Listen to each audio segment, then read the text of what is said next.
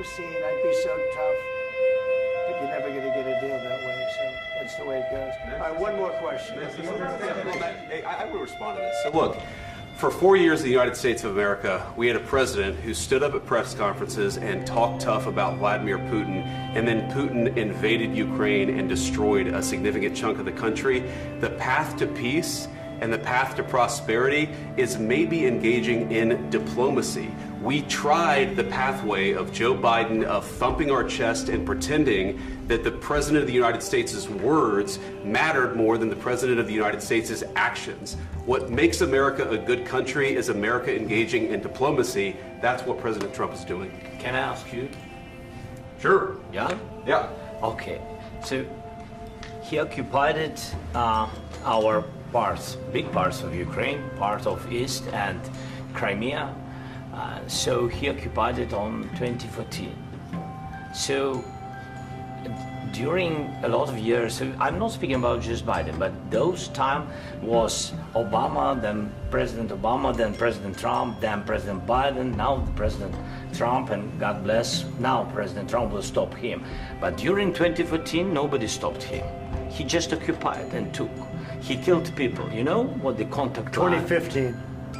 2014. 2014 and 2014. 2014. Yeah. So I was not here. Yeah, but that's exactly right. Yes, but during 2014 till 2022, yeah, the situation the same. The people have been dying on the contact line. Nobody stopped him.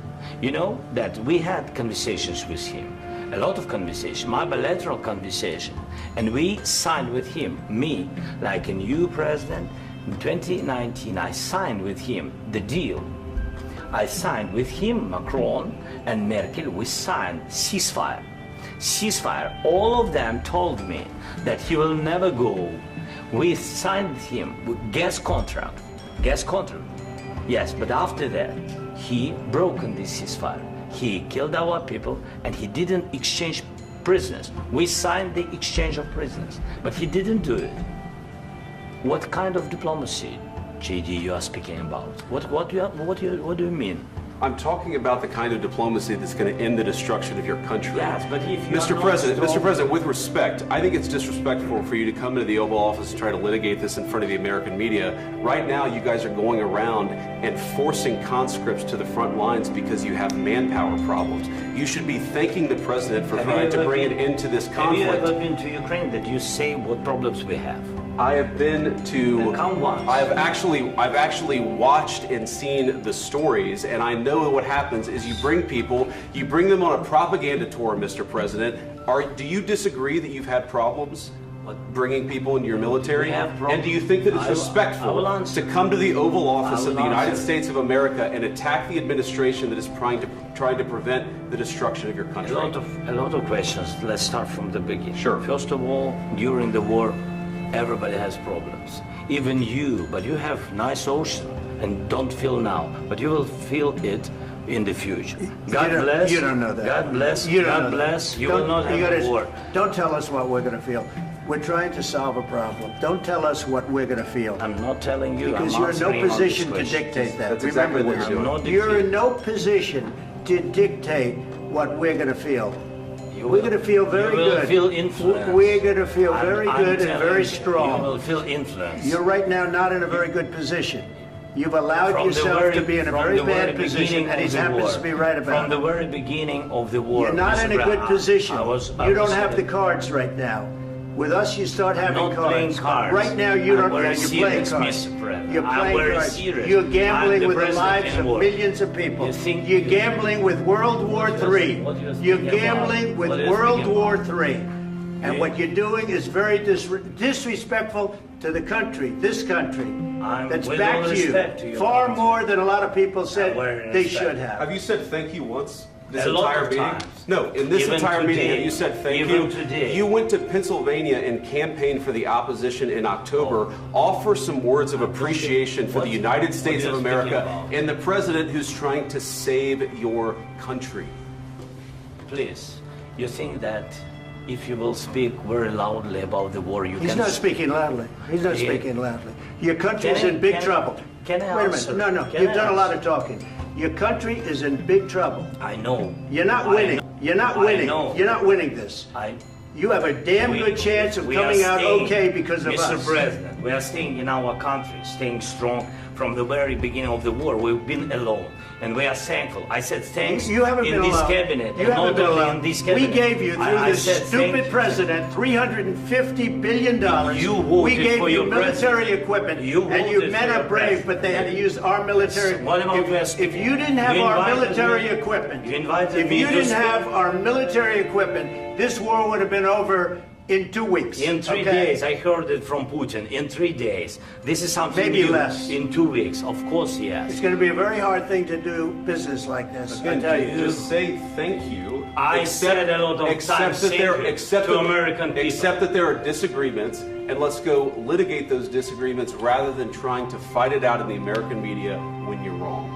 We know that you're wrong. But you see, I think it's good for the American people to see what's going on. I understand, sir. I think it's very important. That's why I kept this going so long. You have to be thankful. You don't have the cards. You're buried there. Your people are dying. You're running low on soldiers. Listen, you're running low on soldiers. It would be a damn good thing. And then you tell us, I don't want a ceasefire. I don't want a ceasefire. I want to go and I want this. Look. If you could get a ceasefire right now, I tell you, you'd take it so the bullets stop flying and your men stop getting killed. Of course, we want to stop the war. But you're saying you don't want a ceasefire. But I said to you, I want a ceasefire. With guarantees. Because you'll get a ceasefire faster than an agreement. Ask our people about ceasefire, what they think. That wasn't with me.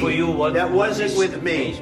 That was with a guy named Biden who was not a smart person. That was with Obama. It was your president. Excuse me. That was with Obama, who gave you sheets, and I gave you javelins. Yes. I gave you the javelins to take out all those tanks. Obama gave you sheets. In fact, the statement is Obama gave sheets and Trump gave javelins. You got to be more thankful, because let me tell you, you don't have the cards. With us, you have the cards. But without us, you don't have any cards. One more question to Mr. Vice President. I'm sorry. It's going to be a tough deal to make, because the attitudes have to change. What if Russia breaks ceasefire? What if Russia breaks peace talks? What do you do then? I understand that it's a heated conversation right now. What are you saying? She's asking, what if Russia breaks the ceasefire? What if anything? What if a bomb drops on your head right now? Okay? What if they broke it? I don't know. They broke it with Biden because Biden, they didn't respect him. They didn't respect Obama. They respect me. Let me tell you, Putin went through a hell of a lot with me. He went through a phony witch hunt where they used him and Russia. Russia. You ever hear of that deal? That was a phony Hunter Biden, Joe Biden scam. Hillary Clinton, Shifty Adam Schiff. It was a Democrat scam. And he had to go through that. And he did go through it. We didn't end up in a war. And he went through it. He was accused of all that stuff. He had nothing to do with it. It came out of Hunter Biden's bathroom. It came out of Hunter Biden's bedroom. It was disgusting. And then they said, oh, the laptop from hell was made by Russia. The 51 agents. The whole thing was a scam. And he had to put up with that. He was being accused of all that stuff. All I can say is this. He might have broken deals with Obama and Bush, and he might have broken them with Biden. He did, maybe. Maybe he didn't. I don't know what happened. But he didn't break them with me. He wants to make a deal. I don't know if you can make a deal. The problem is, I've empowered you to be a tough guy. And I don't think you'd be a tough guy without the United States. And your people are very brave. But you're either going to make a deal or we're out. And if we're out, you'll fight it out. I don't think it's going to be pretty, but you'll fight it out. But you don't have the cards. But once we sign that deal, you're in a much better position. But you're not acting at all thankful. And that's not a nice thing. I'll be honest, that's not a nice thing. All right, I think we've seen enough. What do you think? Huh? This is going to be great television, I will say that. All right. We'll see what we can do about putting it together. Thanks.